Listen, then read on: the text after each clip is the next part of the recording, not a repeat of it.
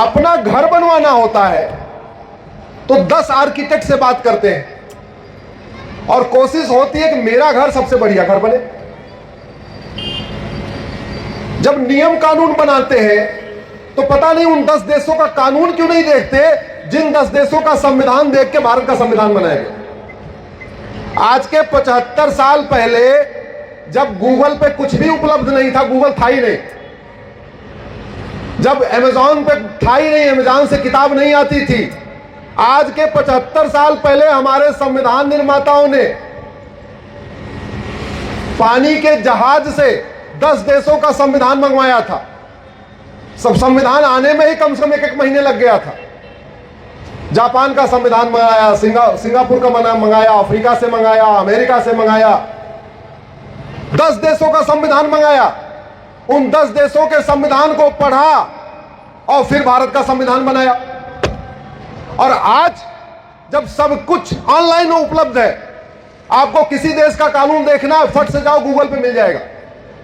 आपको किसी देश का संविधान देखना है, अमेजॉन पे ऑर्डर करो या ऑनलाइन पूरी ऑर्डर करो, 4 दिन के अंदर हाजिर हो जाएगा। जब ये फैसिलिटी है, फिर संविधान कानून बनाते समय कम से कम उन 10 देशों का कानून तो पढ़ना ही चाहिए ना, जिस 10 देशों का नकल करके संविधान बनाया गया। देखते ही नहीं। उदाहरण के लिए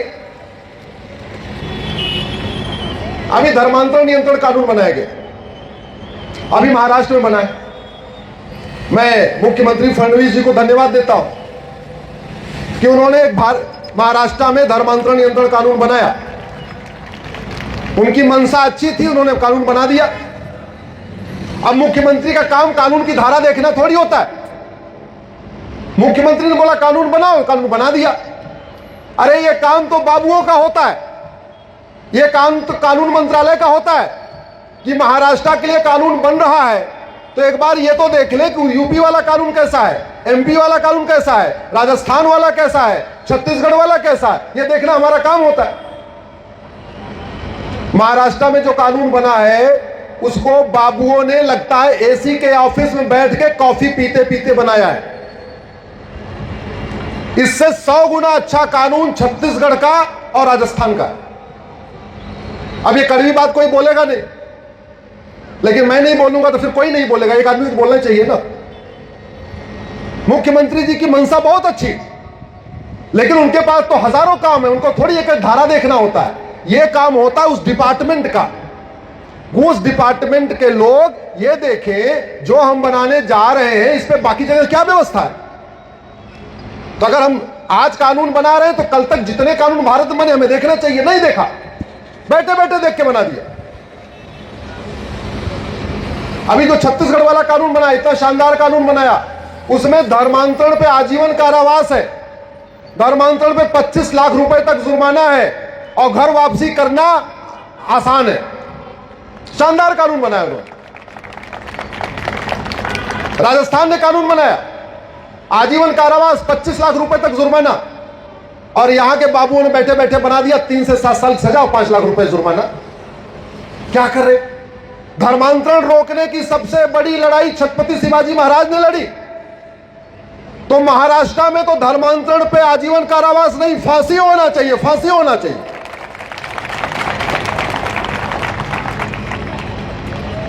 ये छत्रपति शिवाजी महाराज और संभाजी महाराज की धरती है, इसलिए यहां का कानून तो भारत का सबसे अच्छा कानून होना चाहिए। क्यों?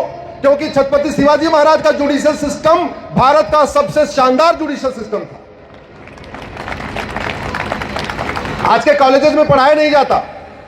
छत्रपति शिवाजी महाराज ने उस समय सिस्टम लागू किया था, जस्टिस विद इन आवर, कि आप आएंगे, घंटा बजाएंगे, 1 घंटे के अंदर न्याय मिल जाएगा, जस्टिस विद इन आवर।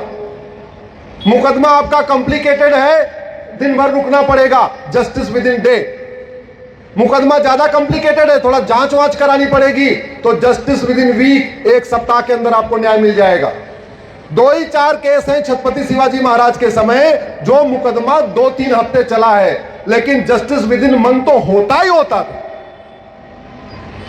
लेकिन ना लॉ कॉलेज में पढ़ाया जा रहा है, ना इसके ऊपर कहीं चर्चा हो रही है। सब कुछ हमारे पास है।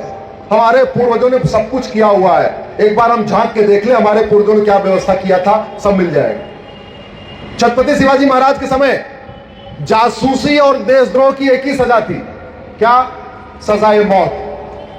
प्रतापगढ़ के किले का मैं कोना देख के आया हूं, वहां पीछे कोना है और उसके नीचे 150 फीट नीचे खाई है। जो देश से गद्दारी करेगा, जो मक्कारी करेगा, जो हरामखोरी करेगा, जो जासूसी करेगा, उसको पीछे ले जाएंगे और वहीं से धीरे से। ऐसा ही जरूरत है, ऐसे ही कानून की जरूरत है। आज पूना जो महाराष्ट्र की सांस्कृतिक राजधानी कभी हुआ करती थी, एक से बढ़कर एक बड़े संत यहां हुए, शास्त्रार्थ होता था, और महाराष्ट्र की नहीं पूरे भारत की सांस्कृतिक राजधानी हुआ करती थी पूना। नशे का कारोबार इतना फल फूल रहा है यहां पे, आज पूना बाहर बदनाम हो चुका है। कड़वी सच्चाई बता रहा हूं आपको, मैं तो हर हफ्ते पूरे देश में घूमता रहता हूं, कहीं इस कोने कहीं उस कोने। आज की डेट में जहां लोग पूना अपने बच्चों को भेजने में गर्व महसूस करते थे, आज की डेट में पूना अपने बेटे और बेटी को भेजने से डरते हैं, क्योंकि उसके पहले जो बच्चे आए यहां से नशेड़ी होके गए, ला तो नहीं कर पाए, एमबीए तो नहीं कर पाए, मेडिकल तो नहीं कर पाए, इंजीनियरिंग तो नहीं किए, हां नशेड़ी होके यहां से गए। सिंगापुर में पहले ड्रग के ऊपर देखते ही गोली मारी जाती थी, फिर थोड़ा वहां विवाद हुआ, यूएन ने बोला ऐसे कैसे करेंगे, देखते ही गोली कैसे मार देंगे, बोले ठीक हम कानून बना दे रहे। सिंगापुर की सरकार ने कानून बना दिया, अब देखते गोली नहीं मारेंगे, 6 महीने के अंदर फांसी दे देंगे। अगर सिंगापुर में नशा तस्करों की 100% प्रॉपर्टी जब्त करने, सिटीजनशिप खत्म करने और फांसी देने का कानून बन सकता है, तो भारत में बनना चाहिए कि नहीं बनना चाहिए? जोर से बोलिए जरा, बना क्या? और कह रहे हैं कि नहीं एक काम करो, अपने अपने बच्चों को संभालो। अरे भैया, माता पिता अपने बच्चों को घर में संभालेंगे या कॉलेज तक संभालते रहेंगे? कॉलेज में जाएगा बिगड़ जाएगा ना वो, क्योंकि वहां तो ड्रग स्मगलर घूम रहा है, वहां तो कॉलेज में ऑनलाइन सप्लाई हो रही है, और ऑनलाइन तो छोड़ो, अब तो घर पे भी सप्लाई हो रही है। बहुत सारी वेबसाइट है जहां वहां ऑनलाइन फूड बुक होता है। एक बार अपने घर में भी देखना, अगर आपका बच्चा बार बार ऑनलाइन फूड मंगा रहा है तो थोड़ा ध्यान से नोटिस करना। आता है पिज्जा, पिज्जा के साथ कुछ और भी आता है, आता है वो चाउमीन, चाउमीन के साथ कुछ और भी आता है। अभी बहुत बड़ा नेटवर्क पकड़ा गया जिन्होंने फूड जो है फूड आइटम के साथ ही कोडवर्ड बना रखा था कि पिज्जा के साथ गांजा जाएगा, अब समोसे के साथ चरस जाएगी, इसके साथ ये जाएगा, इसके साथ ये जाएगा। बहुत बड़ा नेटवर्क पकड़ा गया। क्यों? ये तो राम की धरती है, ये तो कृष्ण की धरती है, ये तो हनुमान की धरती है, ये तो छत्रपति शिवाजी महाराज की धरती है, ये तो संभाजी महाराज की धरती है। इस व्यवस्था को बदलना पड़ेगा। इसी व्यवस्था को बदलने के लिए मैं कोशिश कर रहा हूं कि बदल जाए। जिंदा रहा तो बदल दूंगा, ये पक्का है।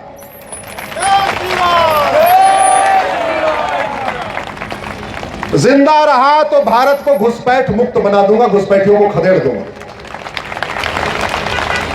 जिंदा रहा तो भारत को नशा मुक्त बना दूंगा। जिंदा रहा तो यहां हम दो हमारे दो नहीं तो हम दो हमारे 3 लागू होके ही रहे। जिंदा रहा तो लब जिहादियों को फांसी देने का कानून बनवा के रहूंगा।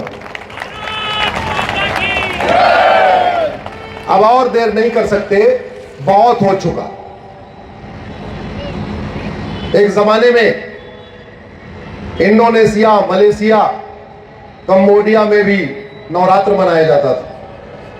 एक जमाने में उज्बेकिस्तान, कजाकिस्तान, तुर्कमेनिस्तान,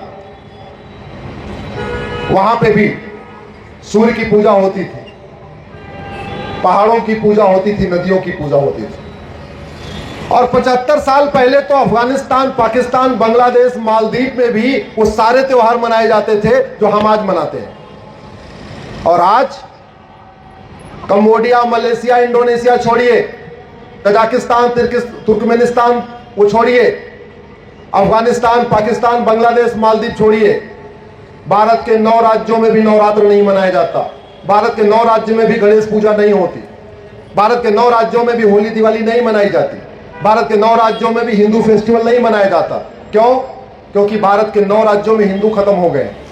800 जिलों में से 200 जिलों में खत्म हो गए। इसका मतलब 25% राज्यों में खत्म हो गए, 25% जिलों में खत्म हो गए। 6000 तहसीलों में से 1500 तहसीलों में न नवरात्र मनाया जाता है, न गणेश पूजा होती है, न होली होती है, न दिवाली होती है, न रक्षाबंधन होता है। यानी 25% तहसीलों की डेमोग्राफी बदल गई है। ये डेमोग्राफी और न बदले, यही मेरी कोशिश है। और ये डेमोग्राफी बदल रही है लव जिहाद के कारण, ये डेमोग्राफी बदल रही है धर्मांतरण के कारण, ये डेमोग्राफी बदल रही है घुसपैठ के कारण, ये डेमोग्राफी बदल रही है जनसंख्या विस्फोट के कारण, ये डेमोग्राफी बदल रही है ड्रग जिहाद के कारण। ड्रग में ऐसी दवाइयां मिलाई जा रही हैं जिससे लड़कों में, बेटों में नपुंसकता बढ़ रही है और बेटियों में बाझपन बढ़ रहा है। हम बहुत बड़े खतरे में हैं।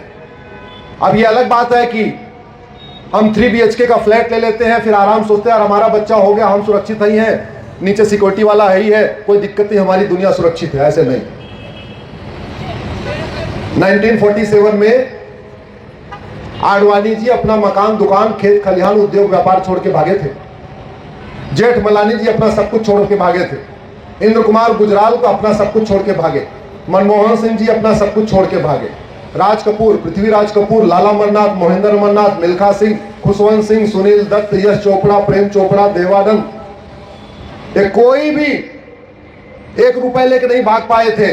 और इन्हीं में से तो मैं कुछ लोगों को जानता हूं जिसमें एक तो ऐसे थे अपनी पत्नी को लेकर नहीं भाग पाए, एक ऐसे थे अपनी मां को लेकर नहीं भाग पाए, एक ऐसे थे अपनी बहन को लेकर नहीं भाग पाए। भारत तो टुकड़े टुकड़े हो गया। पिछले 25 साल में भारत के 2000 साल में भारत के 25 टुकड़े हो चुके। पिछले 200 साल में भारत के 7 टुकड़े हो चुके। और आज जिस डेमोग्राफी बदली है, अगर इसको हमने ठीक नहीं किया तो कुछ भी हो सकता है। राजा रणजीत सिंह ने कभी सोचा नहीं था पंजाब के 2 टुकड़े होंगे, लेकिन पंजाब के 2 टुकड़े हुए। राजा शशांक ने नहीं सोचा था कि बंगाल के 2 टुकड़े होंगे, बंगाल के 2 टुकड़े हुए। राजा हरि सिंह ने कभी नहीं सोचा था कश्मीर के 2 टुकड़े होंगे, कश्मीर के 2 टुकड़े हुए।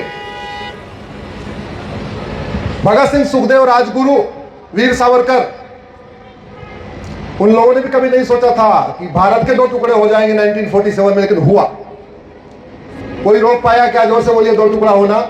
महात्मा गांधी रोक पाए कि नेताजी रोक पाए कि नेहरू जी रोक पाए? कोई रोक पाया क्या? नहीं रोक पाए। डेमोग्राफी बदली तो विभाजन निश्चित है, और डेमोग्राफी तेजी के साथ बदल रही है।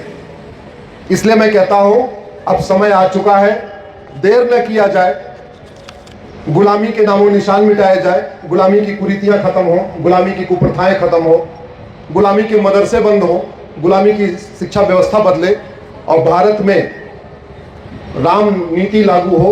सठे साठ्यम समाचरे, भयबिन होय न प्रीत, लोहा लोहे को काटता है।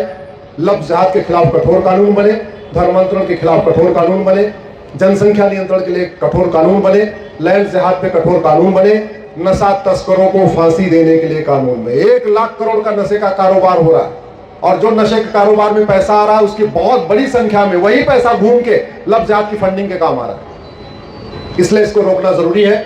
आप लोगों ने इतनी देर सुना, बहुत बहुत धन्यवाद, बहुत बहुत आभार।